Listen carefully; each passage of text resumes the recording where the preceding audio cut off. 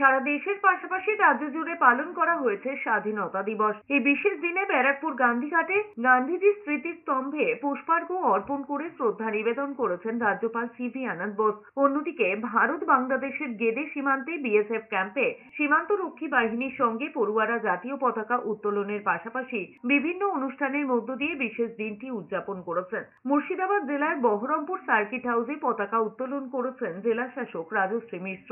পাশাপাশি হুগলি জেলা প্রশাসনের উদ্যোগে জাতীয় পতাকা উত্তোলন করেছে জেলা শাসক মুক্তা আর্য। এছাড়াও চন্দননগর জেলা প্রশাসনের উদ্যোগে পতাকা উত্তোলন করেছেন পুলিশ কমিশনার অমিত পি জাভলাগি। সাংস্কৃতিক অনুষ্ঠানের মাধ্যমে স্বাধীনতা দিবস উদযাপন করা হয়েছে জলপাইগুড়ির সুনীতিবালা সদর উচ্চ বালিকা বিদ্যালয়।